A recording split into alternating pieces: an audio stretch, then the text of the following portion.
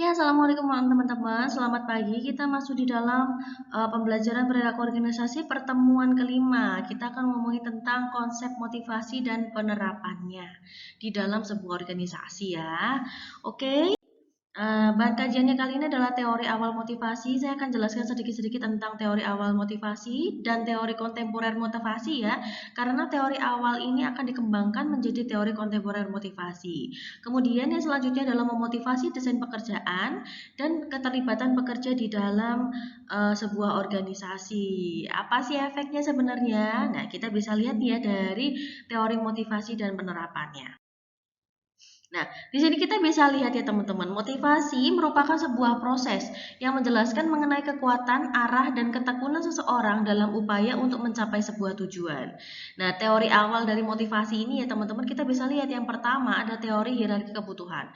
Kalau teman-teman tahu teori kebutuhan itu yang salah, yang di apa ya, yang digubah oleh Maslow ya. Tahu ya hierarki Maslow di mana kita punya segitiga, di mana segitiga paling dasar atau yang paling besar adalah kebutuhan fisiologis. Nah, semakin ke atas kita akan semakin mengetahui bahwa kebutuhan-kebutuhan yang paling tinggi adalah aktualisasi diri. Nah, ternyata di dalam segitiga tersebut yang terkenal nih ya, ternyata sudah diperbaiki oleh hierarki Maslow di mana ditambahkan ujung tombak atau segitiga paling atasnya nih yang paling kerucut nih ya, itu akan mengarah bukan lagi ke aktualisasi tapi ditambahkan teori transcendence. Apakah teori transcendence itu? Nah, teori transcendence ini adalah menentukan bagaimana pola perilaku manusia dengan Tuhannya. Nah, gitu. Jadi kebutuhan dalam semua umat ini, yang pertama kebutuhan fisiologis dan segala macamnya, itu kan fisiologis, biologis, kemudian diakui keamanan dan kemudian sampai ke aktualisasi diri. Nah, sampai ke bagaimana kita berkolaborasi dengan Tuhannya atau bagaimana kita mengenal Tuhannya. Nah, jadi ketika teman-teman nih saat ini sudah mengenal Tuhannya, berarti teman-teman sudah menduduki puncak teratas ya terkait dengan teori kebutuhannya. Seperti itu. Mungkin orang Indonesia sebagian karena sudah mengetahui Tuhannya siapa, kita juga belajar dengan mudah di sini ya. Nah, maka kita di dalam teori Maslow kita sudah menduduki titik paling tinggi di antara kebutuhan-kebutuhan yang lain. Nah, kemudian yang kedua ada teori X dan teori Y. Teori X dan teori Y ini pertama kali dijelaskan oleh Douglas pada bukunya yang berjudul The Human Side of Enterprise. Nah, di sana kita bisa lihat bahwa setiap orang itu memiliki pendekatan-pendekatan yang berbeda gitu ya. Nah, kita bisa lihat teori X yang pemimpin yang masuk dalam teori X ini cenderung melihat pegawainya dari sisi yang pesimistis, jadi dia lebih pesimis gitu ya teman-teman. Nah, mereka cenderung berasumsi bahwa pegawainya kurang termotivasi dan tidak suka bekerja, sehingga pemimpin dengan kategori X ini cenderung selalu memberikan perintah, memberikan hadiah dan hukuman pada pegawainya untuk memastikan pegawai menyelesaikan tugas. Tapi berkebalikan nih dengan teori Y, di mana teori Y ini cenderung masuk atau memandang pegawainya secara optimis. Mereka melihat para pegawai dari sisi yang positif. Jadi mereka memiliki figur yang lebih memotivasi untuk bekerja sama, kemudian partisipatif dan percaya pada pegawai dan timnya. Jadi enggak yang apa ya namanya otoriter gitu ya. Jadi lebih ke ya udah terserah yang penting targetnya terkejar gitu. Tapi ada juga teori X yang gimana kalau ya nanti kalau terkejar kita akan kasih ini, kalau tidak terkejar kita akan kasih hukuman ini ya, hal seperti itu kan agak serem ya sebenarnya ya, tergantung nih teman-teman cocoknya yang masuk yang mana, apakah tipe yang harus disuruh-suruh atau yang tidak. Maka kita harus lihat nih teori X dan teori Y ini. Nah, kemudian selanjutnya ada teori dua faktor di mana kita akan ngomongin teori Huygens. Teori dua faktor ini tersusun dari teori faktor motivator gitu ya. Kemudian ada faktor Huygens, di mana faktor motivator ini merupakan kelompok faktor-faktor yang mendorong dan merangsang karyawannya untuk bekerja lebih baik dan produktif. Nah, di sini faktornya antara lain prestasi, pengakuan, kemudian pekerjaannya itu sendiri atau maksudnya bentuk pekerjaannya gitu ya. Kemudian tanggung jawab yang dibebankan dan serta kemajuan dalam pekerjaannya. Nah, selanjutnya faktor hygiene ini merupakan faktor yang menimbulkan rasa ketidakpuasan pada karyawan. Nah, ini contohnya yang termasuk dalam faktor ini adalah atasan dan lingkungan kerja, kemudian hubungan kerja antar individu, imbalan dan rasa aman, serta kebijakan perusahaan. Nah, dalam teori hygiene ini kita bisa melihat Hesper itu berpendapat bahwa ada dua tahapan nih dalam memotivasi karyawan. Tahapan pertama adalah mencegah timbulnya ketidakpuasan dengan memastikan bahwa faktor-faktor hygiene karyawan ini telah memadai atau sesuai gitu ya. Kemudian tahap kedua adalah merangsang motivasi dan kepuasan dengan memberikan kesempatan karyawan untuk menikmati faktor-faktor motivator.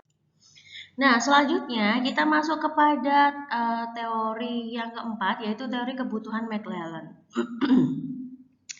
Teori kebutuhan McLellan ini, kalau misalnya bisa digambarkan ya teman-teman, itu dalam bentuk segitiga, di mana segitiga yang ujung paling atas itu menandakan atau menggambarkan power. Jadi misal gini ya teman-teman, saya coret di sini ya.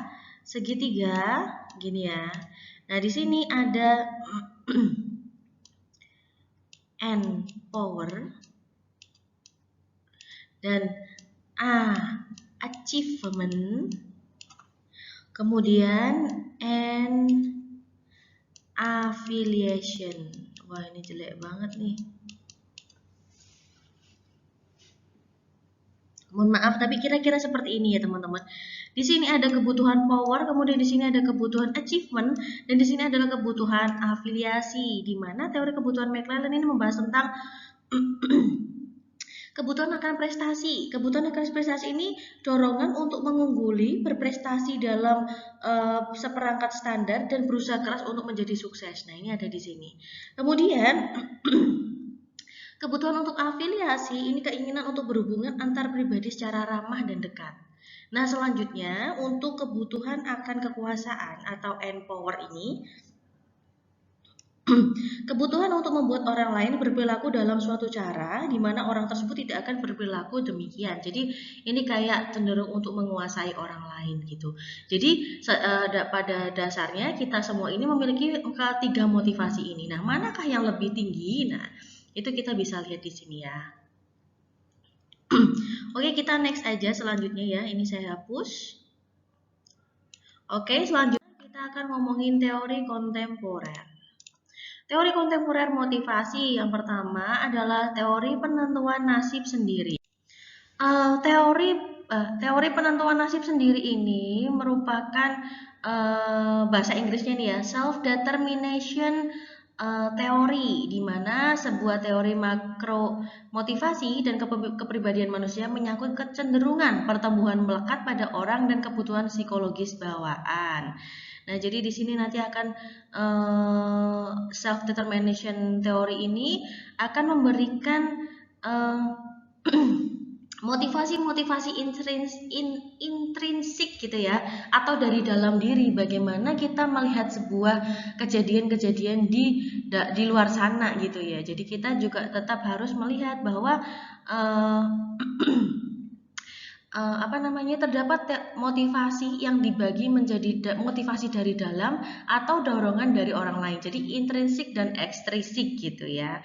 Nah, dalam ini nanti kalau misalnya dijelaskan lebih jauh itu ada taksonominya, di mana ada pembagian ini sudah terinternalisasi belum, ini sudah ada atau belum. Nah, kita tidak akan sejauh itu ya teman-teman, karena kita hanya melihat atau cenderung memahami teori kontemporer motivasi, tapi kita harus lebih memahami ini teori awal dari motivasi, karena yang masih dipakai sampai sekarang adalah teori motivasi yang ini ya, yang yang awal itu sebagai dasar dari teori motivasi semuanya. Oke, nah selanjutnya kita masuk ke teori kontemporer motivasi yang kedua, yaitu keterlibatan dalam pekerjaan. Nah, semakin kita merasa terlibat di dalam sana ya teman-teman, di dalam sebuah organisasi. Jadi kalau bahasa ininya namanya engagement, keterikatan atau keterlibatan. Nah, secara keterikatan atau keterlibatan di sana, semakin kita terlibat di sana, semakin kita tinggi motivasinya untuk bekerja di dalam sana. Nah, tapi ketika tidak atau mereka merasa, wah ini nggak aku banget nih, aku nggak bisa nih ikut aliran di dalam sana. Nah, itu akan menjadi sebuah motivasi negatif gitu ya untuk pergi atau tidak melanjutkan di dalam organisasinya atau merasa tidak cocok di dalam organisasinya. Atau gini, merasa tidak termotivasi gitu ya oleh orang-orang di sekitarnya ataupun di dalam pekerjaannya di dalam organisasi. Nah, selanjutnya adalah teori penerapan tujuan. Nah, selain kita merasa tidak terlibat di sana, ada pula sebuah hambatan di mana teori penerapan tujuan ini tidak terlaksana. Jadi misal gini, ada seorang karyawan, dia sudah masuk, tapi dia tidak diberikan pengarahan atau orientasi yang tepat, sehingga dia nggak tahu nih perusahaan itu punya tujuan apa sih di dalam sana, dan dia ada di dalam sana itu sebagai apa, untuk ngapain, dan kemudian akan berimbas apa terhadap perusahaannya, gitu. Nah, ketika dia tidak punya masukan atau tidak punya pandangan tujuannya apa sih aku di sini, tujuannya apa sih aku di dalam organisasi ini. Nah, maka dia akan merasa bahwa oh jangan-jangan aku tuh nggak guna nih di dalam organisasi. Apakah aku bermanfaat? Nah, maka dia akan mempertanyakan itu terus hingga akhirnya malah mengurangi motivasi di dalam dirinya karena dia nggak mudeng di dalam sana mau ngapain, efek dia apa kan gitu ya. Nah, tapi ketika kita sudah misal kita nanti jadi manajer sumber daya manusia gitu ya. Kita harus memastikan bahwa setiap individu di dalam organisasi mengetahui visi dan misi tujuan dari sebuah organisasi gitu ya. Di dalam organisasi itu mau kemana, mau apa gitu. Nah, di sanalah kita akan merasa bahwa oh kita masuk di bareng-bareng dan kita tahu nih bahwa ada penerapan-penerapan tujuan yang harus kita capai bersama-sama. Nah, kemudian yang selanjutnya kita masuk teori kontemporer motivasi yang keempat, yaitu teori penguatan.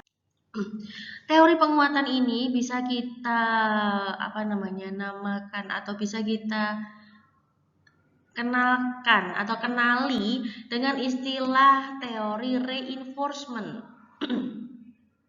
Teori penguatan atau teori reinforcement of motivation dikemukakan oleh B.F. Skinner. Itu dia tahun 1904 sampai 1990. Waduh, tua banget ya. Nah, teori ini fokus sepenuhnya pada yang terjadi pada seseorang individu ketika ia bertindak. Teori ini adalah alat yang kuat untuk menganalisis mekanisme pengendalian untuk perilaku setiap individu. Nah, aduh mohon maaf ini saya agak terganggu nih ya dengan suaranya. Nah, teori penguatan ini cenderung untuk misal gini ya teman-teman, ada sebuah perilaku yang positif. Nah, ketika munculnya perilaku positif ini akan diberi penguatan-penguatan atau tindakan tertentu.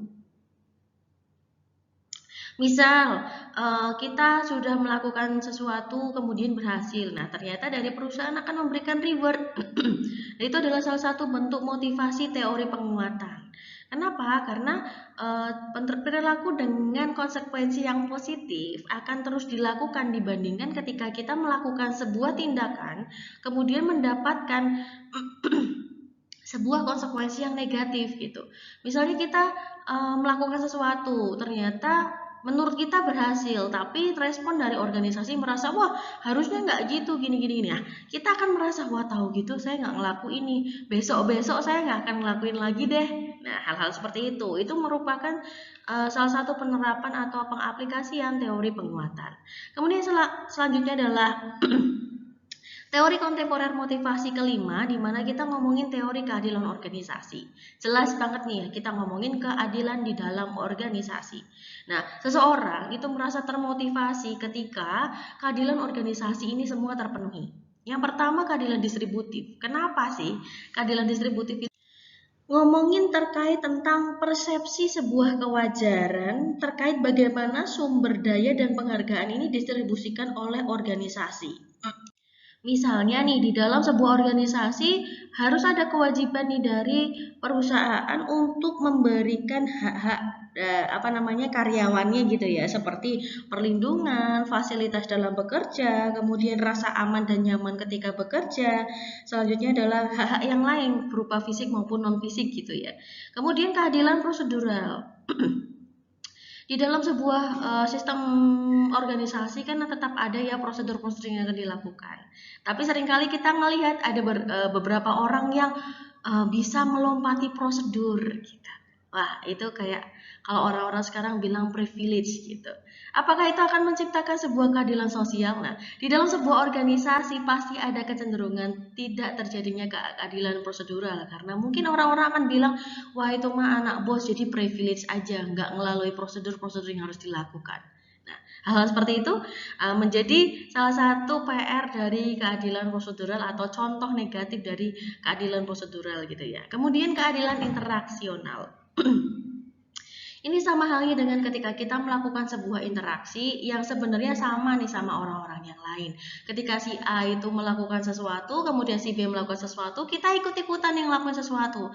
Tapi ternyata secara interaksinya tidak adil atau dibedakan. Wah, kalau si A mah memang cantik jadi pantas untuk kayak gitu gitu.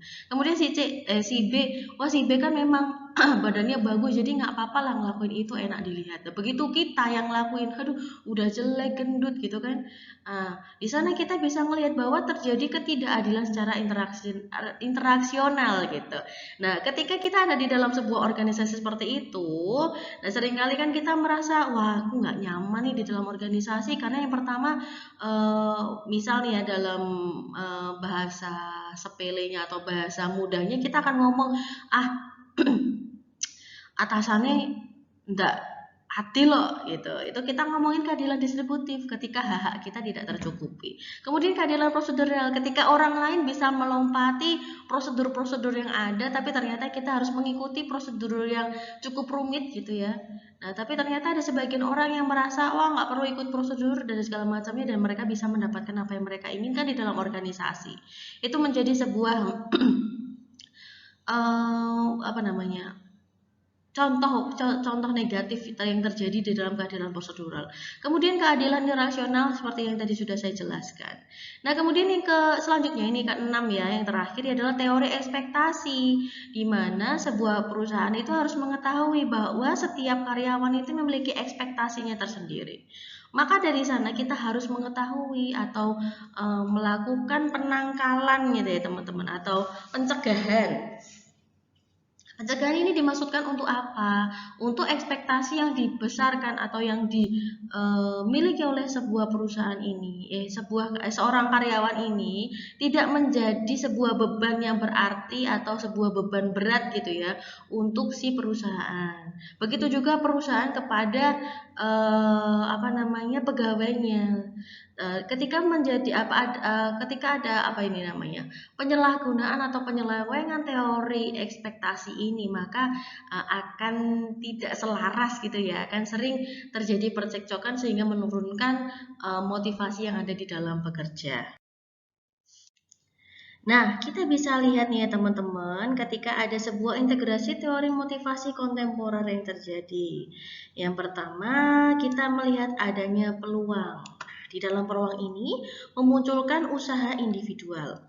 Nah, selain usaha individual, apa sih yang menjadi apa namanya? Mohon maaf, selain peluang, apa sih yang menyebabkan usaha individual ini muncul? Yaitu adalah tujuan pribadi atau tujuan-tujuan yang mengarahkan kepada perilaku. Ini, jadi akan memunculkan perilaku ini akan memunculkan usaha individu. Nah, dalam usaha individual ini akan memunculkan 3 aliran nih teman-teman, yaitu yang pertama NACH ini dalam McClellan itu adalah kebutuhan dalam achievement atau pencapaian gitu ya. Dalam usaha individual kita bisa lihat seberapa tinggi pencapaian achievementnya. Nah, kita akan melihat sesuaikah dengan tujuan pribadi.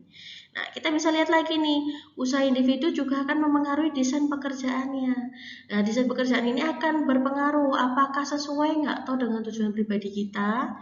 Nah, Selain itu, kita bisa lihat usaha individu ini juga akan mempengaruhi kinerja individual. Kinerja individual ini dilihat dari kemampuan dan didukung oleh sistem evaluasi kerja yang objektif. Nah, ketika sistem evaluasi kerja yang objektif ini akan menghasilkan kinerja individual yang bisa dihargai. Penghargaan organisasi ini bisa dihargai ketika sesuai dengan kriteria evaluasi kinerja. Nah, di dalam sana kita bisa lihat penghargaan organisasi ini bisa menjadi penguatan dan berhubungan secara timbal balik ini untuk meningkatkan kinerja individual. Nah, itu jadi alirannya kan bolak-balik terus nih ya.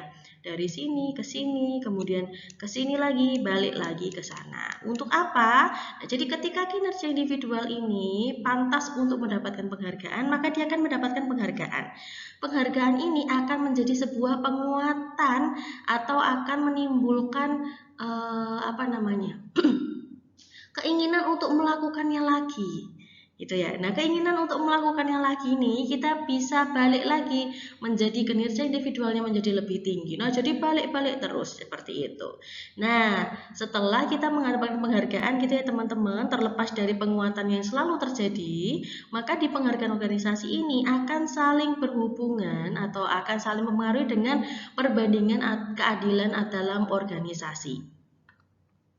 Jadi ketika ada penghargaan ini akan dipengaruhi oleh keadilan, perbandingan keadilan, teori keadilan itu tadi ya. Apakah penghargaan ini sama nggak sih seperti distribusinya kepada orang-orang lain itu sama nggak toh gitu? Atau berbeda atau cuman aku aja nih? Atau cuman aku yang tidak dapat penghargaan gitu kan kadang ada ya. Nah, ini kita bisa melihat dari organisasi. Nah, keadilan organisasi ini sesuai nggak sih sama dia? Ketika sesuai, dia akan membentuk sebuah tujuan pribadi. Nah, di dalam hubungannya penghargaan organisasial ini menjadi tujuan pribadi, maka kita bisa melihat kebutuhan-kebutuhan yang dominan yang muncul secara intrinsik maupun ekstrinsik yang terjadi pada orang tersebut. Nah, makalah ini muncul sebuah tujuan pribadi tersebut. Ya, selanjutnya motivasi kerja. Kalau tadi kita udah ngomongin tentang teori-teori motivasi, sekarang kita akan lebih spesifik ngomongin motivasi dalam bekerja. Walaupun tadi contohnya udah menyerempet-nyerempet tentang motivasi bekerja, tapi kita harus tahu nih, secara definitif motivasi kerja itu apa. Nah, di sini kita bisa lihat motivasi kerja merujuk pada kondisi di dalam maupun di luar individu, atau ini misal kita bisa bilang intrinsik maupun ekstrinsik, yang menyebabkan adanya keragaman dan intensitas kualitas, arah dan lamanya perilaku bekerja. Nah, memotivasi desain dengan pekerjaan ini kita bisa lihat dengan model karakteristik pekerjaan. Ini kan kita ngomongin tentang di dalam dunia kerja, kita bisa loh setting desain pekerjaan yang tadi nih ya, yang secara kesesuaian dengan integrasi di motivasi. Nah, desain pekerjaan ini merupakan suatu cara di mana elemen-elemen suatu pekerjaan ini diorganisasikan. Nah, kita bisa lihat gimana sih cara mengorganisasikan? Yang pertama kita harus mengerti nih model karakteristik pekerjaannya apa dulu nih, atau job characteristic model. Di sini merupakan model yang mengusulkan suatu pekerjaan dapat digambarkan dalam bentuk 5 dimensi. Dimensinya adalah keahlian, kemudian identitas tugasnya, kemudian signifikansi tugasnya, kemandirian atau tim gitu, kemudian dan umpan balik yang akan didapat setelah bekerja. Nah, jadi di sini kita bisa lihat apakah setiap pekerjaannya ini harus atau sama nggak sih? Nah, ketika sama bisa nih jadikan satu, tapi ketika tidak sama berarti kan harus dipisah. Dan mana yang dilakukan lebih dahulu? Nah, seperti itu. Nanti kita akan mengupas lebih dalam hal ini di dalam manajemen sumber daya manusia tentang desain pekerjaan. Nah, ketika tadi desainnya sudah jadi gitu ya, ada JCM itu ada JA, JD, JS. Job description, job analysis, dan job specification. Nah, di dalam sini ketika itu sudah jadi semua nih ya teman-teman, kita bisa melihat mendesain ulang pekerjaan itu dengan melakukan rotasi pekerjaan, kemudian enlargement pekerjaan atau pengayaan.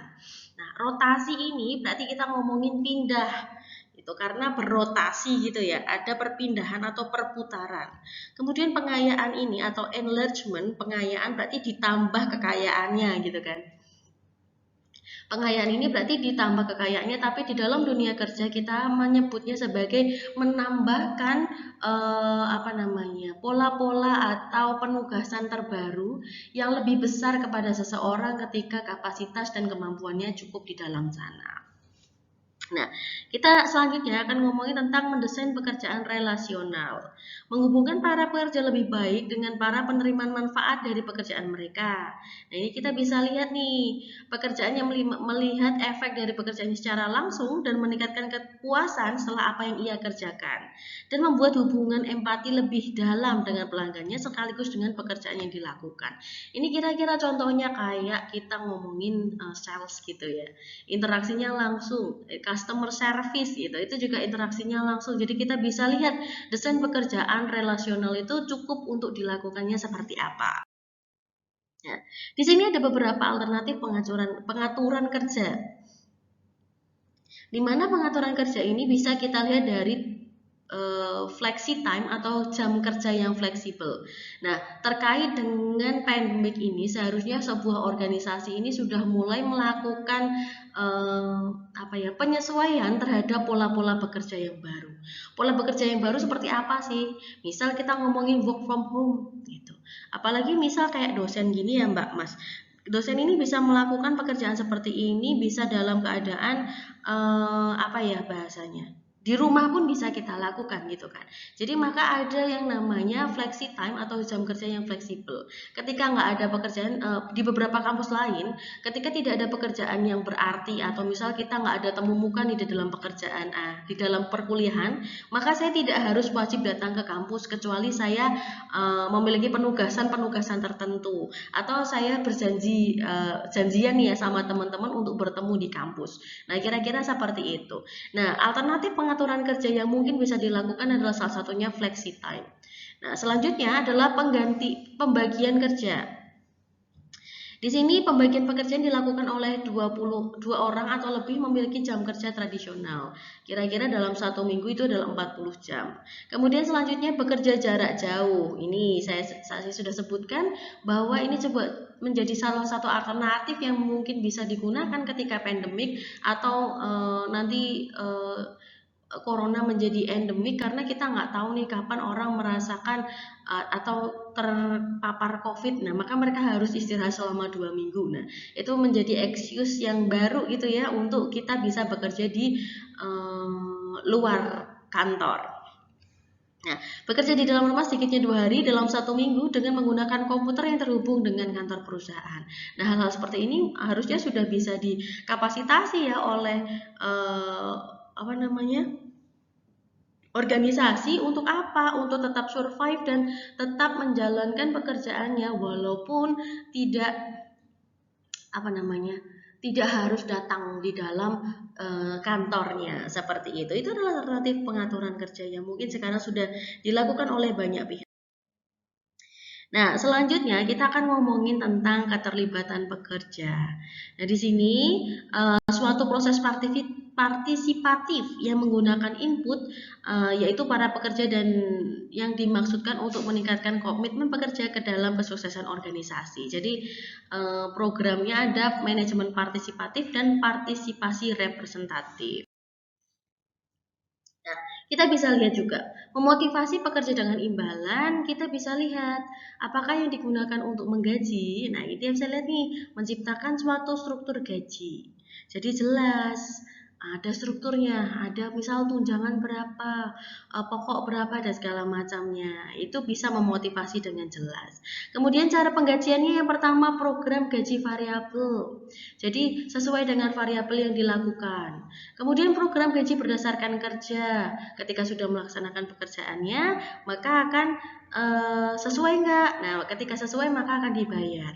Kemudian program gaji berdasarkan prestasi. Oh, apakah orang ini dapat sales nutup sekian. Oh, kalau misalnya nutup berarti dapat nih berdasarkan prestasi. Kemudian kalau lanjutnya ada bonus. Kalau misalnya nih teman-teman di dalam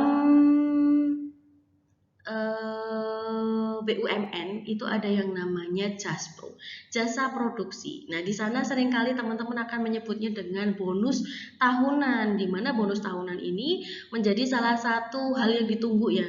Dan semoga teman-teman ini pada bisa masuk ke BUMN karena apa? Karena BUMN itu menyenangkan sekali ya teman-teman dalam struktur penggajiannya. Nah, kemudian yang selanjutnya program penggajian berdasarkan keahlian itu hampir sama dengan berdasarkan kerja. Kemudian rencana pembagian laba ini ketika apa namanya? Ini sama ya, ketika produksi di BUMN itu mengalami peningkatan, kemudian mendapatkan penilaian yang baik dari negara, maka akan menjadi laba yang tepat gitu ya. Nah, itu akan dibagikan kepada karyawannya. Kemudian pembagian keuntungan hampir sama dengan pembagian laba. Kemudian selanjutnya rencana kepemilikan saham pekerja, kayak beberapa perusahaan di luar negeri ya teman-teman itu kenapa mereka bekerja keras dengan luar biasa gitu. Karena imbalannya adalah memiliki saham. Jadi rasanya seperti kerja di rumahnya sendiri, seperti kerja di perusahaannya sendiri. Jadi merasa sangat memiliki atau merasa terlibat gitu di dalam organisasi karena oke, aku kerja untuk diriku sendiri karena ini adalah perusahaan saya. Seperti itu. Kemudian evaluasi variabel gaji. Nah, ketika ada penggajian pasti di setiap tahunnya karena mungkin inflasi yang semakin tinggi, maka kita harus juga melakukan yang namanya evaluasi variabel gaji. Seperti itu. Nah, di sini ada beberapa manfaat fleksibel yang bisa dilakukan juga di dalam penggajian. Ini teman-teman bisa baca sendiri. Kemudian ada imbalan intrinsik.